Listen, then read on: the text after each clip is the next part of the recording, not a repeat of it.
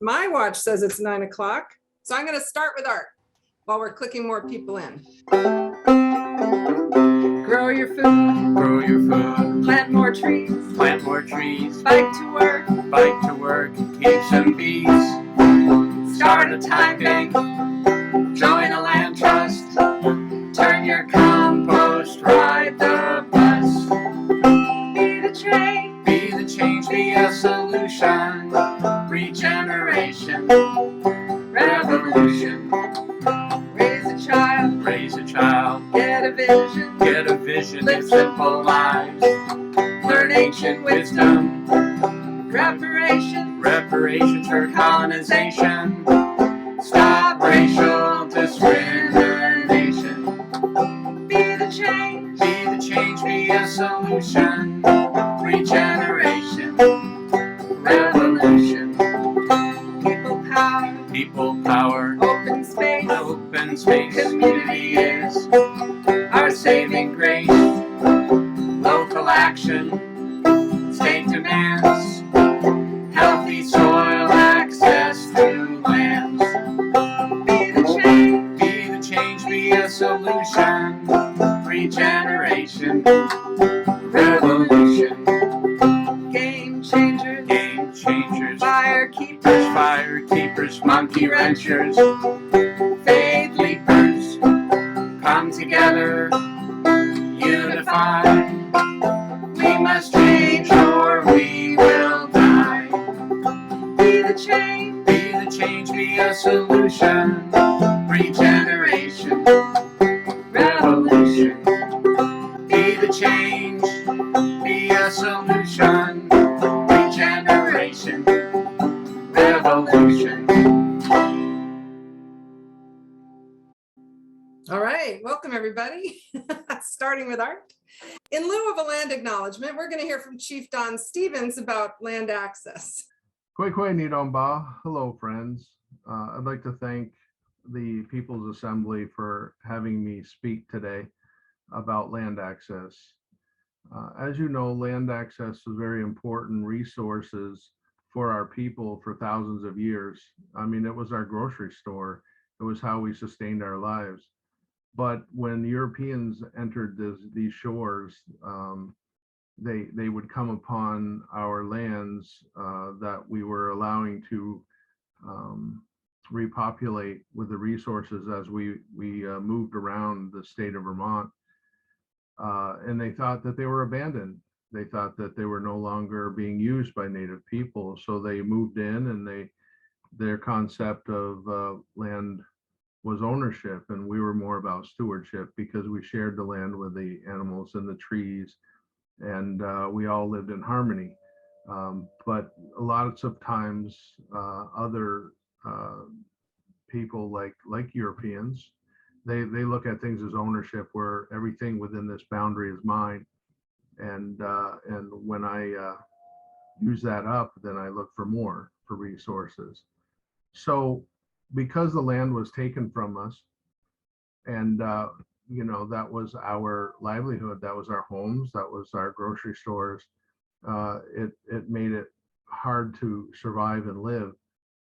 And we didn't have the deeds, and we didn't have that generational wealth of people having land and handing it down. So one of the goals that I have is, because we only have 68 acres for our entire nation of people, is to provide that ancient land access that our ancestors did to access medicines and foods and artist materials.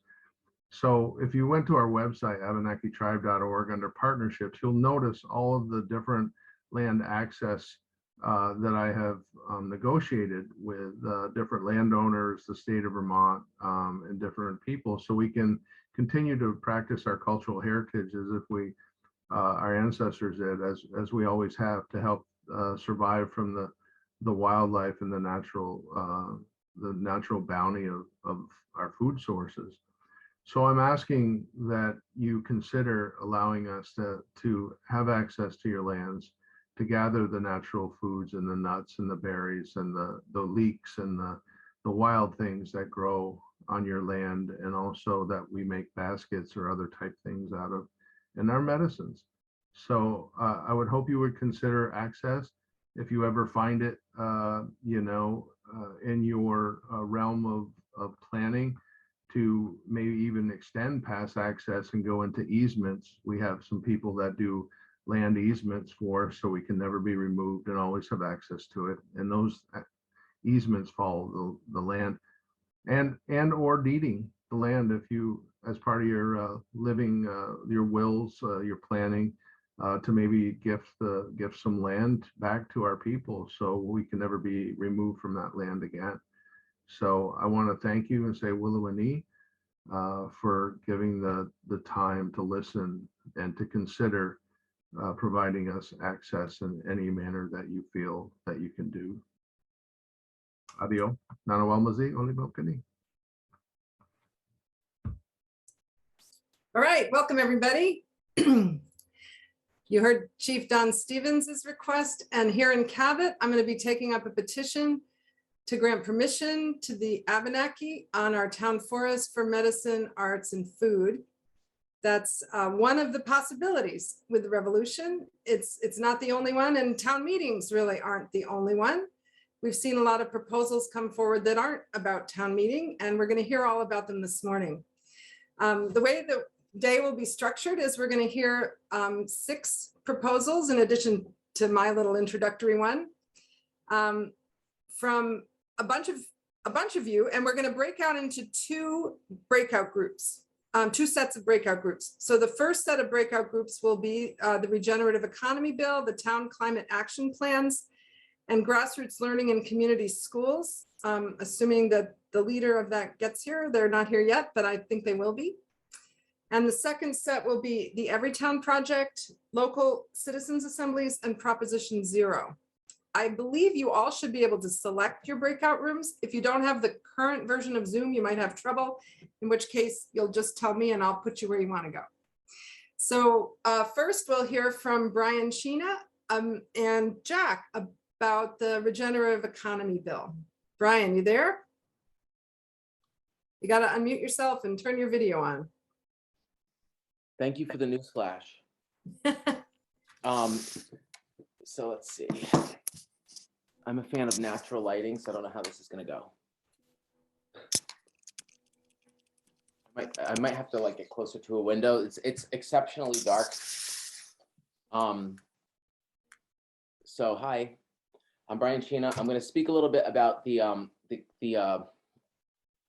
concept behind the Regenerative Economy Bill, and I just want to give a little disclaimer that 9 a.m. on a Saturday is 9 a.m. on a normal day is too early for me. And so 9 a.m. on a Saturday is extremely too early for me. So I'm not fully, my brain isn't warmed up. So the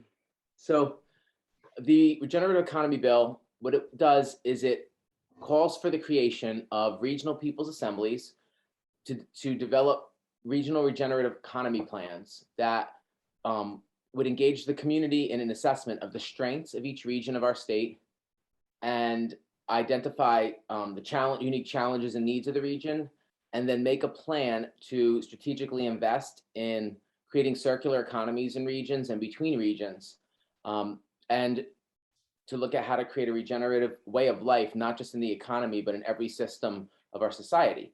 And then that the Regenerative Economy Bill calls for the state having a regenerative economy, I believe we call it council, that would take all of these regional regenerative economy plans and put them together like a puzzle to create a regenerative economy roadmap for the state, so that we could gear policy and appropriations over the next 20 years towards a just transition from our current extractive economy to a regenerative economy.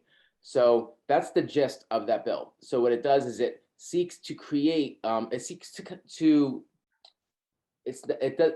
to transform our existing way of life by creating a new piece of our democracy that engages the people in participatory decision-making about the vision for what that transformation should be. So that's the gist behind it. That's my 1.5 minutes, and I will hand it over to the next person. Thank you. All right, thanks so much, Brian. All right, how about you, Brian Tokar, on the Town Climate Action Plans? Sure, thanks, Gwen. I'm also not super sharp first thing in the morning, just in from feeding chickens in the rain and breakfast and all that. But basically, this proposal is a plea to make our town meeting proposals as specific as possible. I've been involved in town meeting campaigns for many, many, many years, and the typical pitfall is that they appeal to the legislature to do something, and the legislature typically ignores it. I think statewide initiatives like what we just heard from Brian are super important still, especially to the extent that they help us democratize the process. But the ability of towns to legislate, as we know in Vermont, is extremely limited. The last round of climate town meeting proposals was very sharp. It called for an end to new fossil fuel infrastructure, which is something that there was a lot of outpouring of support for over a couple of years, and the legislature essentially did nothing.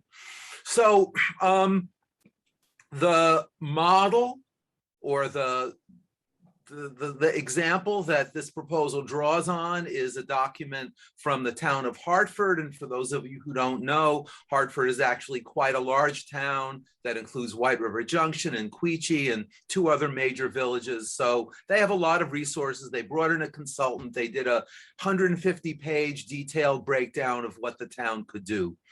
I'm not proposing another consultant-driven planning process. We've all been through far too many of those.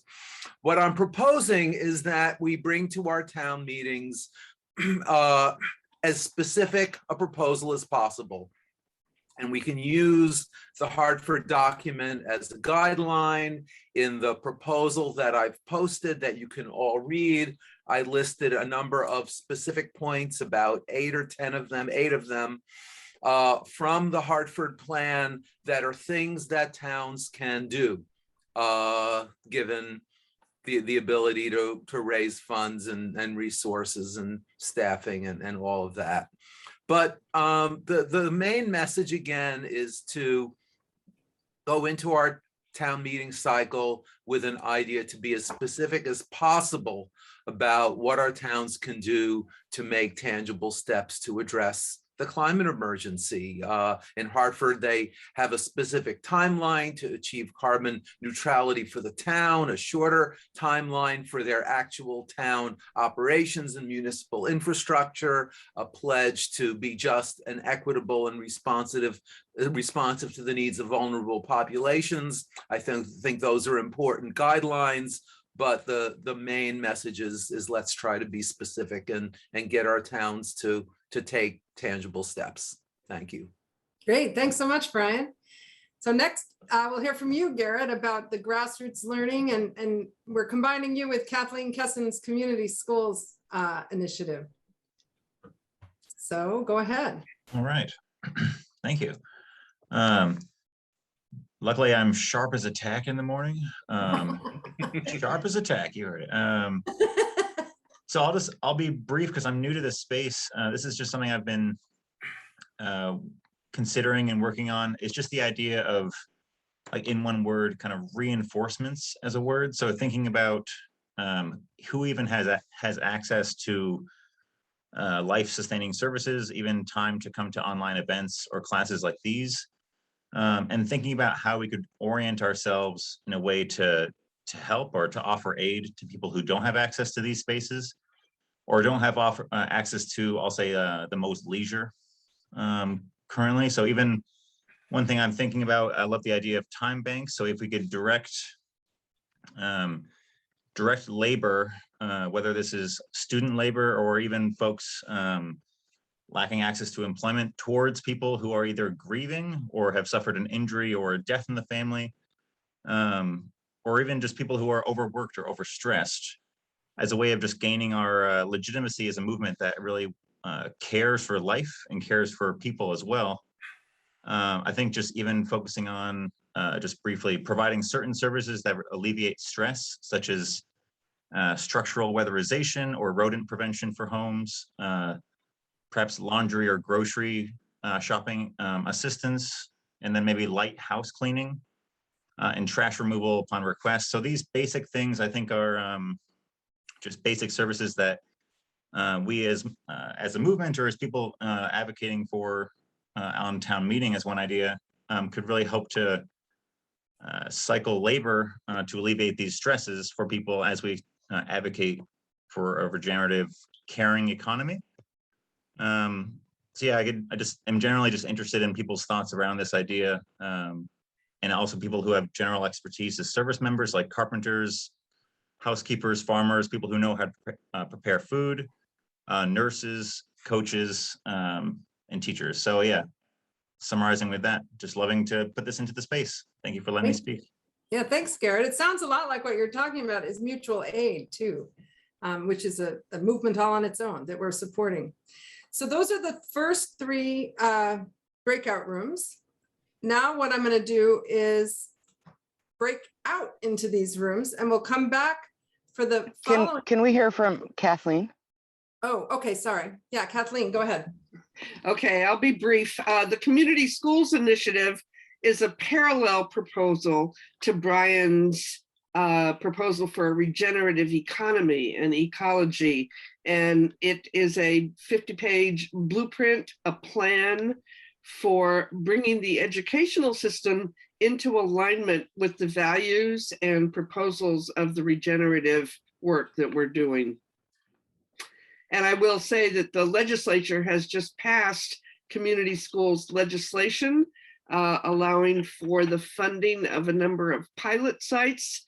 And so there's a lot of work to be done to ensure equity in the Community Schools Initiative and to ensure that they are not Band-Aids for a poor economy, but transformative. Great, thanks a lot. All right, so there are three other breakouts that we'll hear from. I thought it made more sense to hear from them after the first three rather than now. So I'm gonna start the breakout rooms. How much time will we have? 15, 20 minutes. Does Okay. that sound okay? So I'm going to open all the rooms and you should be able to select the one, you'll get a prompt up on your screen and you should be able to select the one you want to go to. If you can't do that, it means you've got an older version of Zoom and you just need to tell me where you want to go and I'll put you there. So would the three leaders of those rooms like to give us a brief recap on what happened? Starting with you, Brian Sheena. Sure.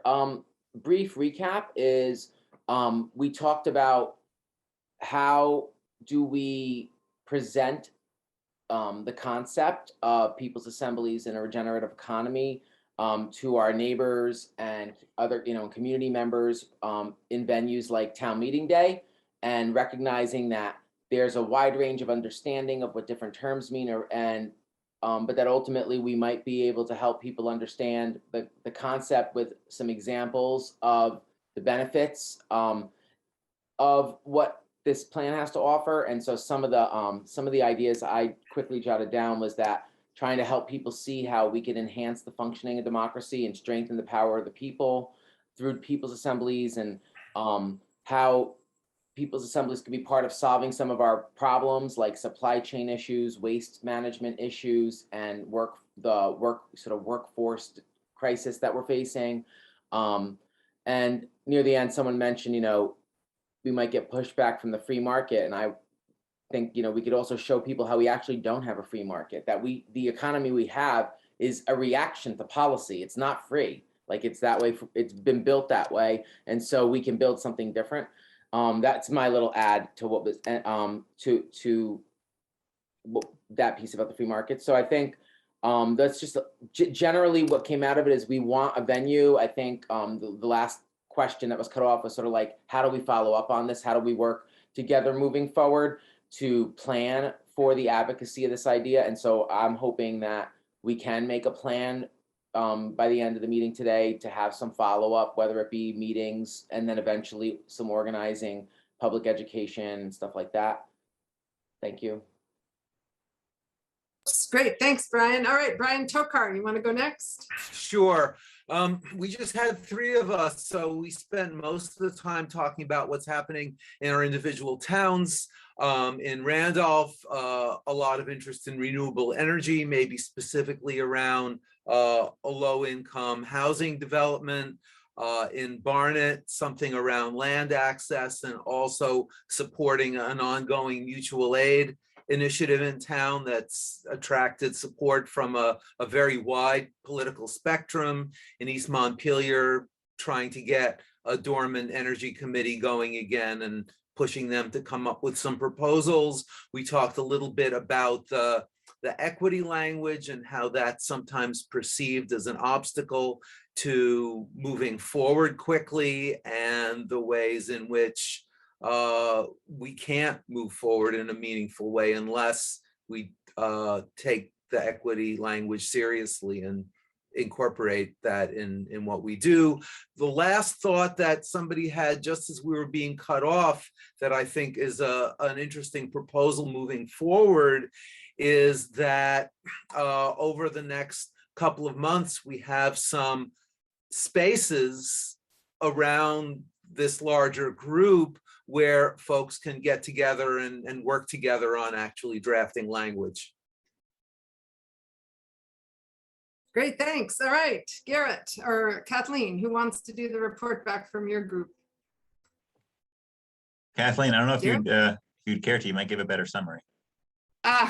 Well, I don't know about that, but we heard from people doing amazing projects with the school system, Regeneration Corps and the Center for Grassroots Democracy. And we talked a bit about how to better align the sort of large education bureaucracy system with the work of the regenerative economy and the regenerative ecology. And we talked about community schools and the importance of really rethinking curriculum, teaching, school systems, community school partnerships and relationships, the need to rethink all this in terms of the just transition. So Garrett, you want to add anything? Really just the community school partnerships is something I'm really passionate about, and also thinking as part of the community, we have various other educators such as carpenters, chefs, emotional support service providers. So people who can also teach students and other adults additional skills of just how to regulate emotion, also how to be of service in their community. Thanks. Great, thanks. Great summary. And if anybody is really passionate about working for community schools and wants to live in Cabot, we have a job opening because we're one of the towns that got the grant. So I'll send it to you. Let me know if you'd like to apply. All right, the next set of breakout rooms or breakout groups is the Everytown Project, the local citizens assemblies, and Proposition 0. So Kali or Henry, which one of you are going to present, or Kat? Any of you can present on the Everytown Project? And I've just got to set up the other breakout room, so I'm going to work on that while you do that. Kali or Henry, if you're prepared to do that, I say go for it. Kali, you want to do that, or Henry? Me and Henry can both, I think, do it. Henry, you Go why ahead. don't you go ahead and start, Henry, and I can fill in. Henry's having a bit of technical difficulties in his car, so maybe at least that's what he told me. So you want to try, give it a try? I'll give it a go. Try to put in some contextualization. So I think many of you may know Kenya. This is a concept and idea that really, I think, kind of germinated with her in her work. And the basic concept and the basic kind of idea is that in the course of doing and making space for a just transition, knowing that there are going to be a good number of both intentional and kind of unintentional migrants, particularly Black and brown folks that are going to be coming up to Vermont, up to the Northeast Kingdom, that there be some intentionality around that within the principles and context of reparations and also decolonization work. And so the Everytown notion is that trying to make secure land in particular, to be able to bring in Black and brown folks up into Vermont by making land and facilities available to those communities. It's kind of a point of adjustment and a point of a transition to a new society, a different society that we all be building and constructing together in the course of the next few years as climate, the economy, and society kind of does this thing. We all kind of see some aspects of it which are going in the wrong direction. And this is an attempt to try to concentrate and do some things in the right direction. So there's a main organizing drive to try to get cities to, again, like I said, donate, lands that are available, facilities that are available, and make them open to folks moving and migrating in. I think is the core basic of it. Of course, there's more detail. There's organizing, particularly like with the Neighbors Project, that would need to support and accompany that to make sure that there's kind of a smooth introduction into the community, doing the education with other members of the community to kind of combat some aspects of white supremacy and bigotry that might be in many different kind of communities' minds, of folks feeling like they're being pressed upon or invaded by some of this new dynamics of migration and transition. So there's a two-part component, but the lead of it is the Everytown component with the land access and donation. So I'll stop there. We can just kind of open it up. I don't know if somebody wants to add anything else. Thanks, Khalid. Kat actually added a comment in the chat with the GoFundMe link and the summary that they used in their work for the Everytown Project. So be sure to take a look at that. All right. And my computer is broke, you guys. So I'm on kind of an older lo-fi technology, but I have to go get it looked at today. So sorry about the lack of video and some other stuff. No worries. Great you're here. Thanks so much. We're happy to have you. Sure. I'd All like right, to the add next- just one. Go Can I ahead. add just one thing? Kali mentioned the Neighbors Network, and that's part of my work as a white person in Sharon, and this is one town where we have Everytown land. We have a plot of land, and so there's a lot of work to be done as white neighbors to create safe spaces in our communities, and that can look like a lot of different things, and sometimes we don't know what that looks like. And so there is a Neighbors Network all throughout the state, and if you want to learn more about that, you can find out more at the GoFundMe link I put in the chat. We need everybody to be a part of the Neighbors Network so that we can create safe spaces and change our communities together. Thanks for the Fantastic. great summary, Kali. Yeah, thanks. Thanks, Kat. All right, the next breakout will be on local citizens assemblies. That's Wolfger. Yes. Hello, good morning. I'm actually a morning person. I tend to fall asleep at night, so I'm glad this is in the morning. Consider that our future is one of less energy per capita. We have depleting fossil energy, which is required for climate change survival. Consider also that Vermont is very dependent on out-of-state energy. We only produce around 1/3 of our current need currently. Consider that about 1/6 of Vermonters' food requirement is grown locally. Consider also that we are an easy and desirable destination for climate refugees. Water is cheap, water is available, and real estate is relatively cheap if you come from California, for example. Consider that our geology, topography, ecology will not support a large, dense development in most of the state. And consider that our state does not have a statewide, citizen-approved vision for the future that would inform, direct, and limit all state government decisions. Thus, I'm really starting at the lower level, and I think it's important to educate a representative sample of town citizens to the facts that I just represented. So this process, citizen assembly, I assume is very similar to what you mean by, what did you call it? I cannot think of it People's right now. Assembly, that's what today People's is, yeah. Assembly. And asking them to create a future that they could support for their town and progeny That would be the goal. In other words, think not maybe 7 generations ahead, but maybe at least 2 generations ahead. So this may lead to a citizen-wide assembly eventually with similar goals and possibly a vision for Vermont. So we would request town funds, in our case, to basically fund such a citizens' assembly with the goals mentioned as the goal. Okay, great. Thanks, Yeah. Wolfgang. All right, one more. This is Proposition 0, and Fareed is going to be presenting that. Or Brian, but Fareed is the lead. Thank you, everybody. Can you hear me? So, it's been great to hear all this that will come out of this group.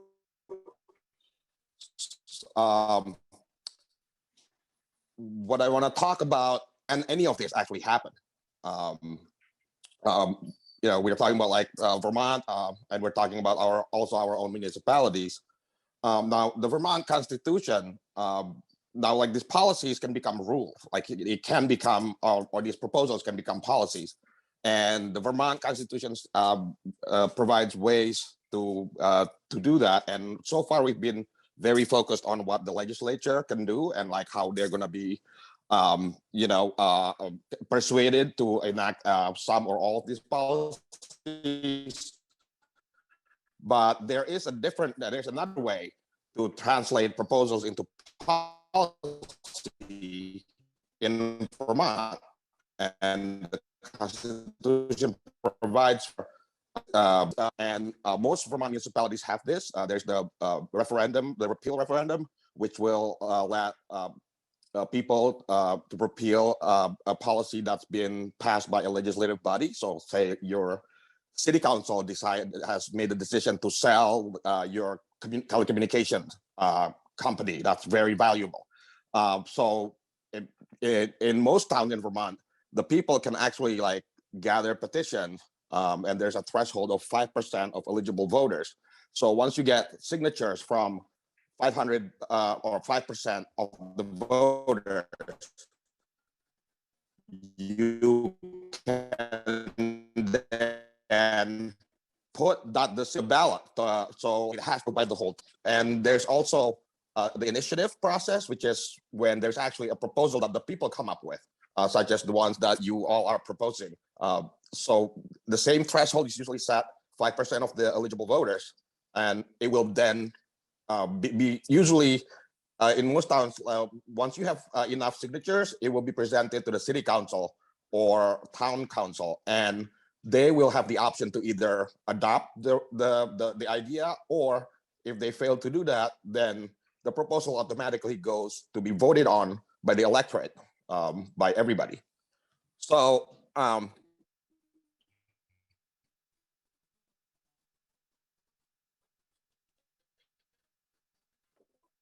that's not enough. We can make this a reality. Now, that's a possibility in most towns in Vermont, except for Burlington. Burlington city charter specifically remove the recognition of the people's right to make the decisions that affect our lives, which most other Vermonters take for granted. So Proposition 0 is the local Burlington effort to give Burlington what everybody already has in Vermont, which is this wonderful tradition of town hall democracy. I mean, like the People's Assembly actually already happens in Vermont. It's called the town meeting. So now, you know, you all have it except for Burlington. And if you're not using it often, then you need to. Right? And this is true for most towns in Vermont.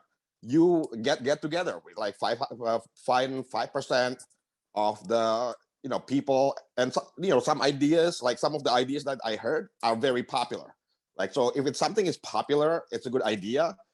You don't have to spend all the time convincing a select group of people who make the decision.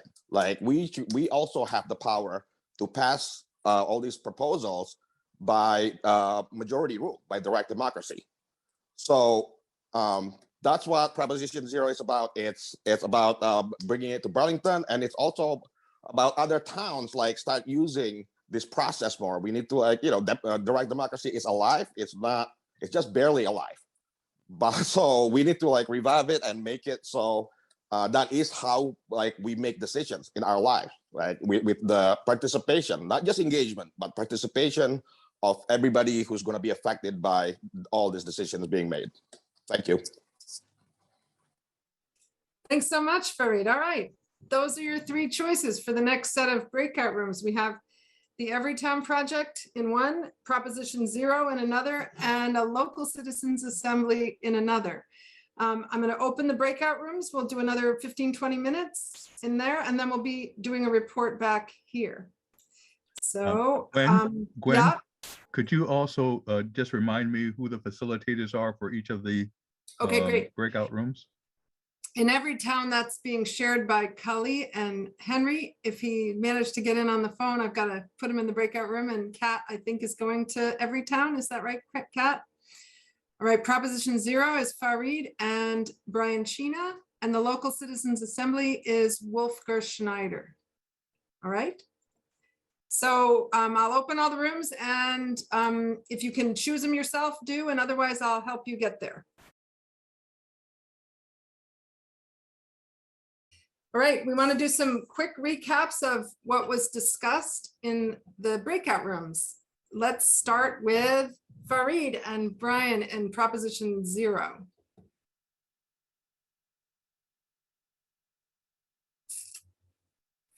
Farid, you there? You want to give us a summary?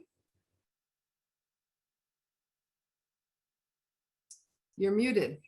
Oh, am I on now?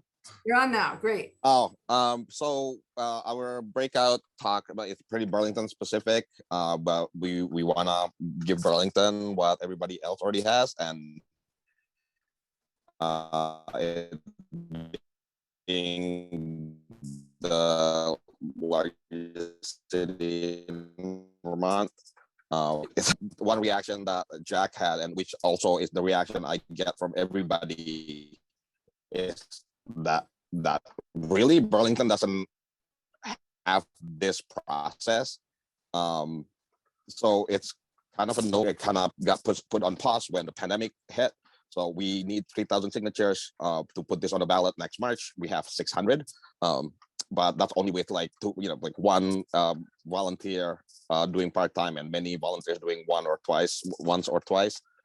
If we have a more consistent support, and if we have more people getting involved, we probably could get to 3,000 signatures by March and make this a reality.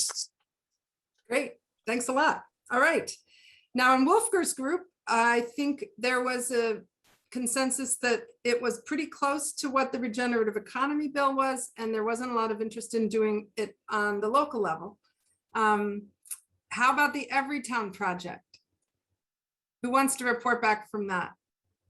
How about Kat? Why don't you? You did such a good job.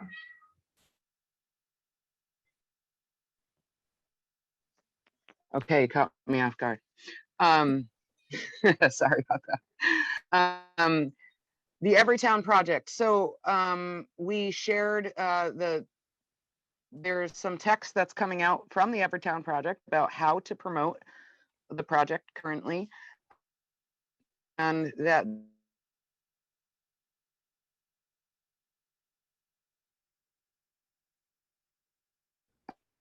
You're frozen, Kat.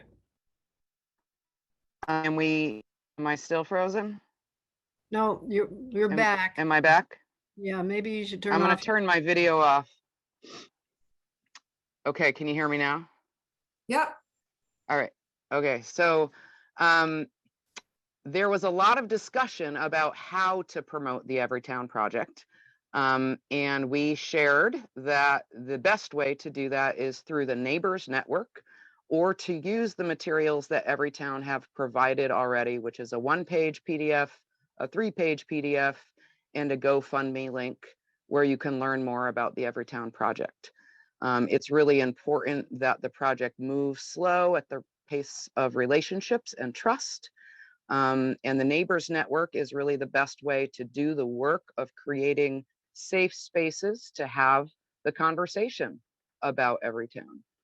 There was some really great conversation about how to connect Everytown with the Community Schools Project, the Community Schools Blueprint that Kathleen has put forward, and shared that Regeneration Corps is one way that Everytown is connecting with young people. It was suggested that young people would be extremely interested in the project, and so far we have found that that is very true. And so, yeah, great conversation and connections to be made. Everyone seemed really interested. And so if you want to learn more about it, email everytownvt@gmail.com or check out their GoFundMe link I put in the chat. Thanks so much, If I Kat. may, I just Go ahead, wanted to Kenny. add that, are you guys there? Yeah, we can hear you. I just wanted everyone to know that the specific proposal being brought at the behest of Everytown is that we all share their GoFundMe link on our social media, but maybe more importantly, that we get involved in a current effort to contact larger organizations and social groups to ask them to also promote the GoFundMe link, because what Everytown's trying to do is expand their capacity and get more staff and resources to move their projects forward. We didn't have the chance to really come to consensus about that as a breakout group, but that's the request coming out to this People's Assembly this morning. Great, thanks a lot. Brian just posted something in the chat about the Citizens Assembly Group. All right, and like I said, the group dismantled at the end, so I think we can move on, which is, I'd like to close the meeting by each going around and saying what specific local initiative you are prepared to work on. This isn't a vote, it isn't a process of elimination, it isn't a competition, but it'll be brief, what you say, and then we'll do some administrative details like the next meeting and what else is expected after that. So I'll start just to model the length of the thing I'm hoping people say. As I said at the beginning, I've consulted with the stakeholders here in Cabot, and we are going to take up a petition to grant permission on our town forest to the Abenaki for medicine, arts, and food gathering.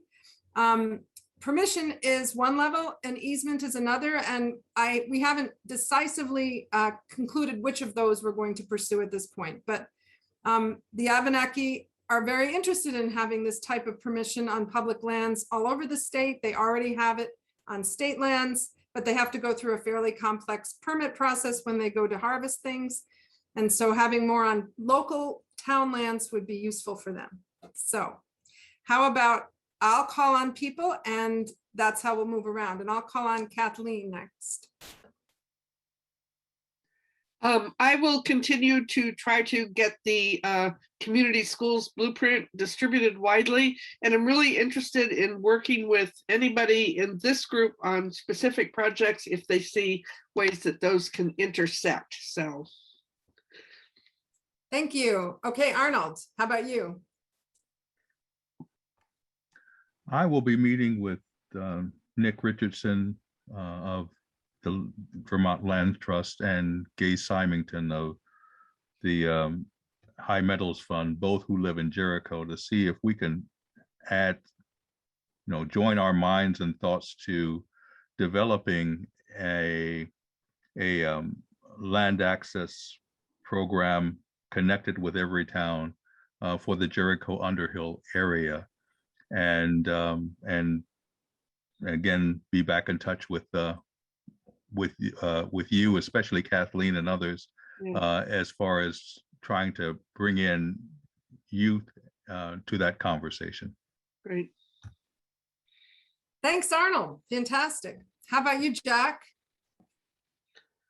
So I think I'm going to probably spend some time with Fareed and Brian talking about the Proposition Zero initiative to try to help or see how I can help just enable faster or more direct democracy in Burlington for the future endeavors, right? This for the end goal of really pushing for this regenerative economies bill and all of the other non-legislative aspects of what a regenerative economy would mean. So I think that's like my long-term goal, really. But seeing how we can move forward with the Proposition 0 stuff in the short term to enable that in the long term. Thanks so much. Marilyn, you want to go next? I don't have a specific thing, but I definitely want to find out and learn more about the Everytown Project and the neighborhood network, and just start to get more information and see if I could pull together a group of town reps to work on a proposition. But I don't know specifically what that's going to look like. Okay, thanks. How about Brian Tokar? Yes, in East Montpelier, I'm going to continue to be in touch with folks who are trying to revive our energy committee and see what I can encourage them to put together for a town meeting proposal. I'm also going to closely follow language being developed in other towns around land access and trying to propose something along those lines here as well. And then third, in terms of this group moving forward, I just want to again mention what Jerry from Randolph proposed in terms of some ongoing workshops here to help us all develop language. Okay, great, thanks. How about you, Bob and Pam?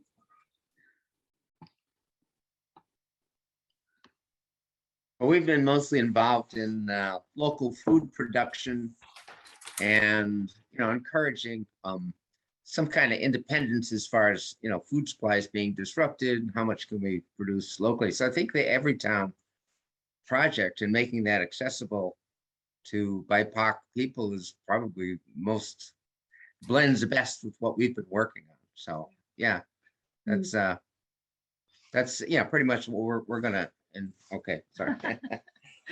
But I'm very interested in learning a lot more about the neighbor network, because we're a very small town, but have larger towns that we consider part of our area. And I just think we need some more powerful way of connecting our communities. Great, fantastic. Thank you. How about Madge? Well, I feel pretty passionate about all the things that have occurred here today, but I think I'll start by trying to find and connect with the younger population in this community that would be interested in making tangible steps toward a circular or regenerative economy, as well as hooking up with the neighbor network. Thank you for this. This was great. Okay, thank you, Madge. Brian Sheena. Yes, well, I will continue to organize in the community around the regenerative economy bill and just the just transition to a regenerative economy in general, because we need to get there one way or the other.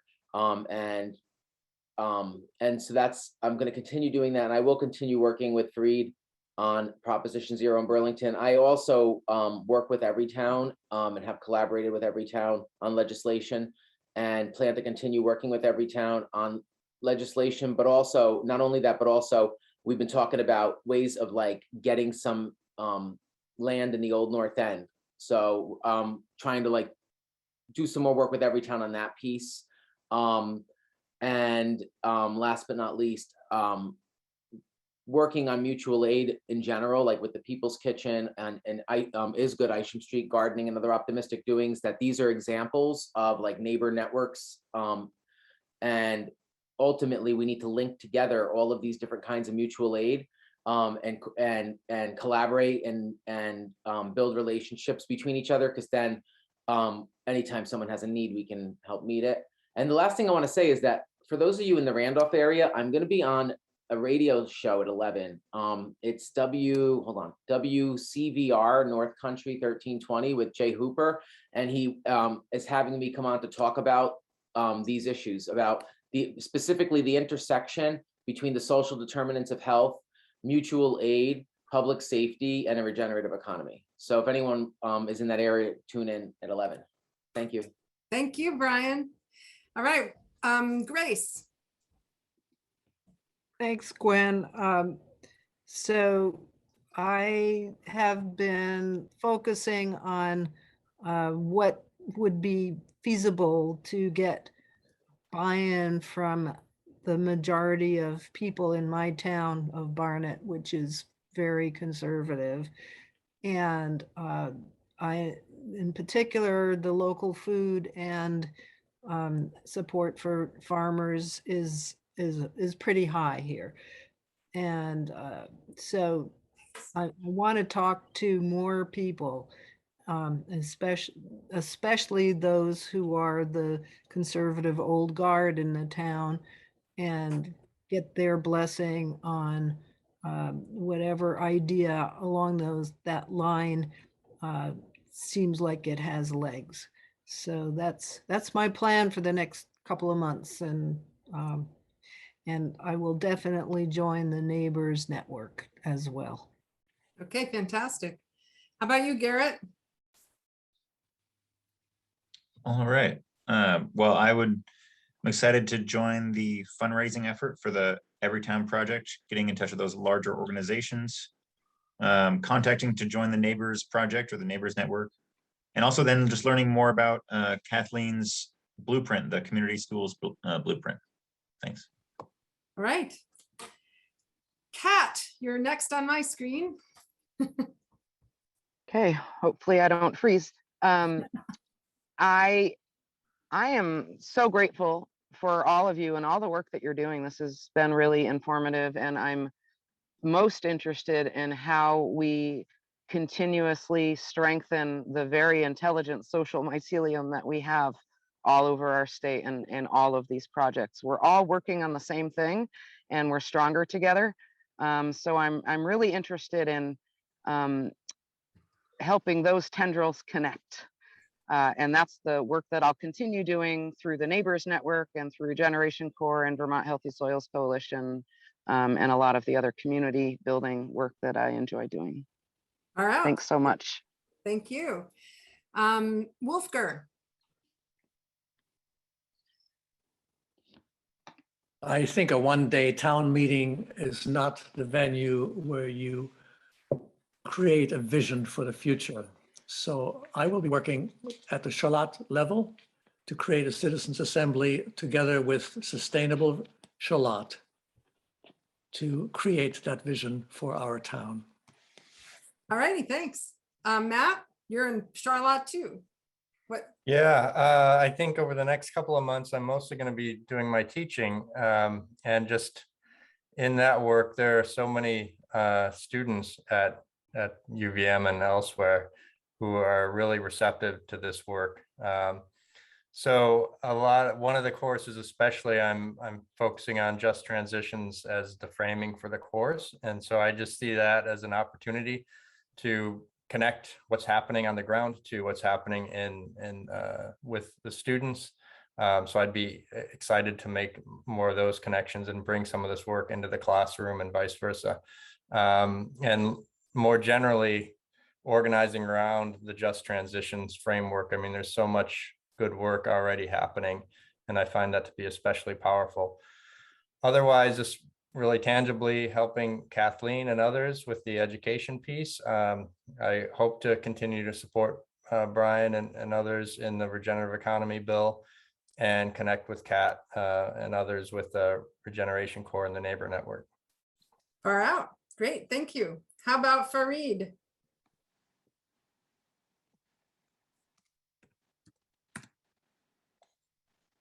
Thanks, Gwen. I'm looking forward to be getting involved with the Everytown Project. It sounds like it's very interesting effort that I want to learn from, and I'm looking forward to the next meeting. All right, great. Kali, you're next. I'm just going down my screen. There's not any particular order. It's all right. Well, my first order of business is continue to get kind of grounded in the community, building relationships with all of you.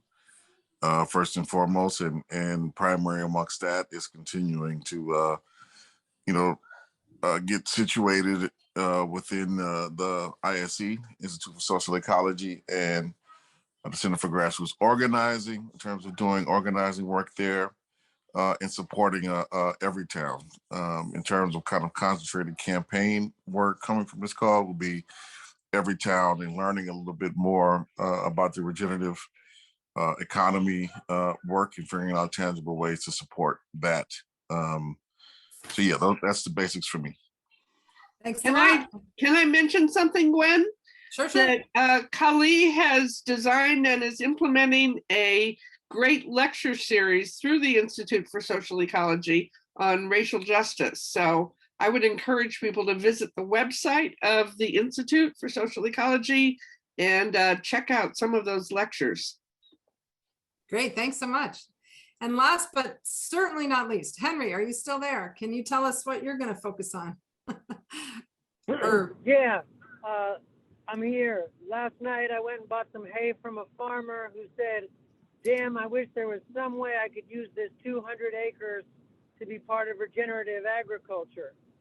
And I think there's a lot of folks out there like that. So I'm going to continue to try to work on strengthening the connections between the community schools blueprint and Regeneration Corps and Everytown and the Grassroots Center and other groups to try to help pull together the frontline population of youth and folks of color that could actually step into making some of the available land, formally or informally, used for regenerative agriculture and regenerative economy. I'll just also say that if folks are interested, Movement Generation has a new document out about the just transition that's very easy to find, and it's very informative and cogent. So I invite all of y'all to check that out. And Gwen, thank you so much for getting all these groups together. This has been a great time. Okay, thank you. All right, well, I said we'd be hopefully done by 10:30 and we're only 10 minutes over, so that's not too bad. We had talked about having 3 of these meetings, one in January and another one in March. I also would love to be able to step aside, not step down as the coordinator, to allow a younger person to have some experience doing this organizing. I'm happy to keep doing the work.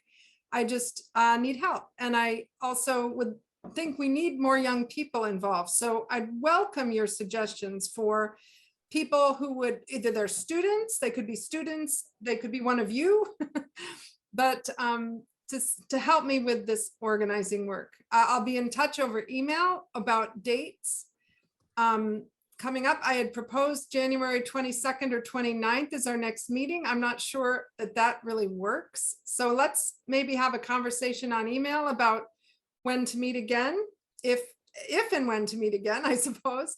But I do think there's a lot of power in learning about what all of us are working on and trying to find ways to support each other doing it. And so I really would encourage all of us to stay involved and to have more dialogue on email and in smaller groups about the projects. Any other closing comments that people would like to make before we sign off? I'd like to say that this gathering of people really generates a lot of energy and interest, and it seems January is a long way off. Perhaps we should reunite sooner. Yeah, I think that might be wise, although, you know, it is getting into the season where it's easier to meet, November and December. So are you all good at Doodle Polls? Because I could send around a Doodle poll for a meeting in November. Would that work for people? Okay, I'll do that next. Gwen, And yeah. Oh, I was just gonna say, maybe I would be willing to commit to meet with others in a small group on specific initiatives between now and then, because then maybe we could check in with the group on like what we accomplished too. Okay, So, great. Fantastic. I was going to suggest something similar. I know, like at the end of the regenerative economy breakout group, we mentioned something similar about, you know, something more topic focused, or, you know, if there's an interest group, to kind of maybe find a way to organize outside of a larger group to kind of meet either more regularly or just more specifically. So I would really appreciate that, and perhaps that's more effective than this large group phenomena, or both. Yeah, just like separate out, so like there's still room to come together as a large group, but then, like, you know, on the side be focusing on the smaller topics. Okay, I'll send out a couple Doodle polls then. One for the regenerative economy small group and one as a larger group. And if you could answer those, we'll set up the meetings. Thank you, Gwen. Any other closing remarks? All right. Well, thank you all for coming. It's been a great morning. And we all still have most of our day ahead of us. So even though it might have been tough to get going at 9, at least we got it done. So thank you. Have a great weekend. Be the change, be a solution.